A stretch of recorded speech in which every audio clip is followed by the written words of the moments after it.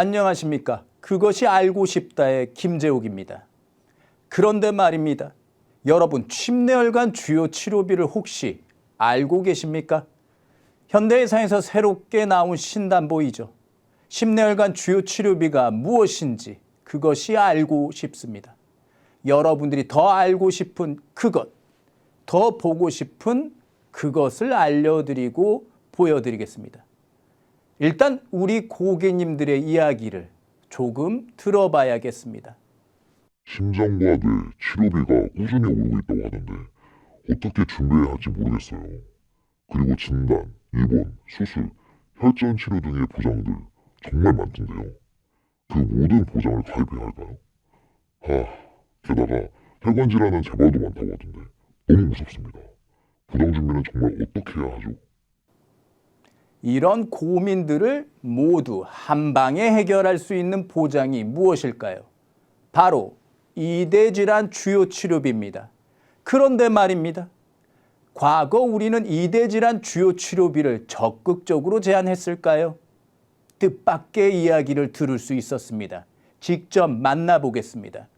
어휴, 사실 이대질환 주요 치료비 잘 제한 못했죠. 뇌혈관 허혈심장으로 보장 범위도 좁고 보장 횟수나 기간도 짧았으니까요.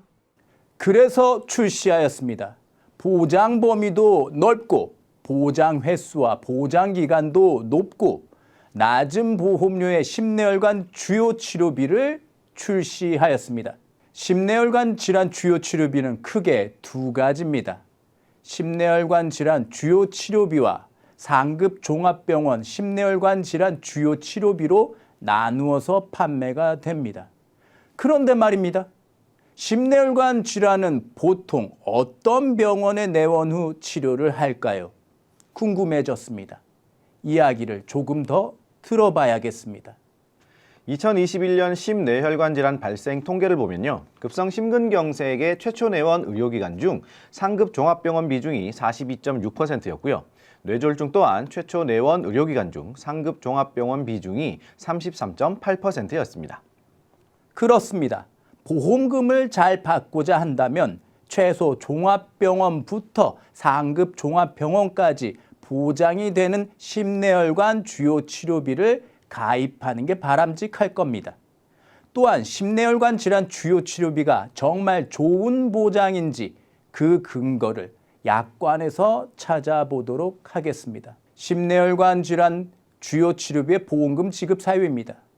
보험 기간 중에 심내혈관 질환으로 진단 확정되고 그 심내혈관 질환의 치료를 직접적인 목적으로 수술을 받거나 혈전용의 치료를 받거나 종합병원 이상 중환자실에서 입원하여 치료를 받은 경우에는 각각 연간 1회에 하나여 보험금을 지급합니다. 그런데 말입니다. 뭐가 특별하다는 걸까요? 먼저 우리는 보장 범위에 주목해야 합니다.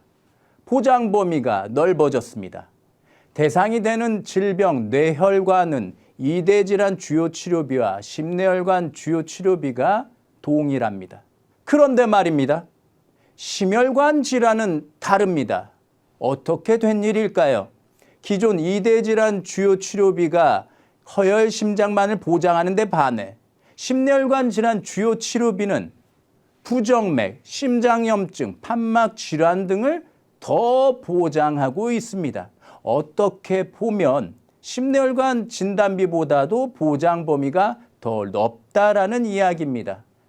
실제 환자분들의 이야기를 들어보기로 했습니다. 옛날에 심방세동으로 부정맥 판정받고 약만 먹고 있었거든요.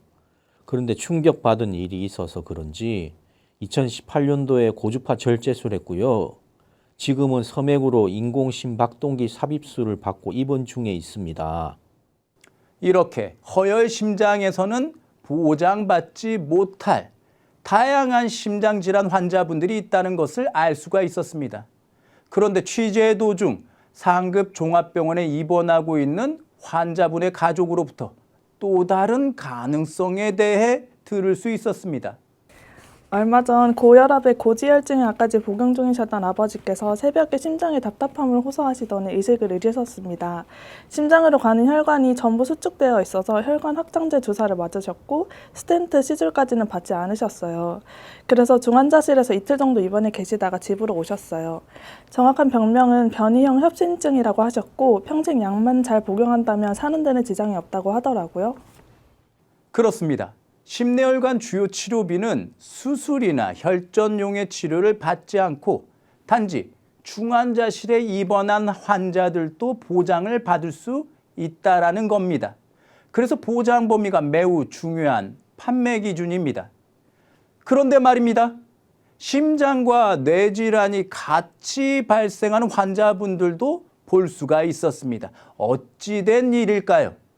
혹시 그들에게 남모르는 이유라도 있었던 걸까?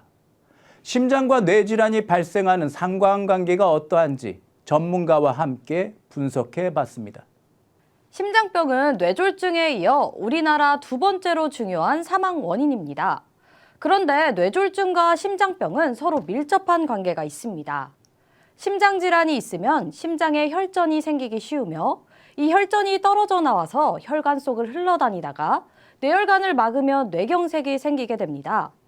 심장질환은 뇌경색의 주요 원인으로 전체 뇌졸중의 15에서 20%가 심장병 원인이 됩니다. 심내혈관 질환 주요 치료비는 이렇게 심장과 뇌혈관 질환들을 폭넓게 보장해 드립니다. 그런데 말입니다.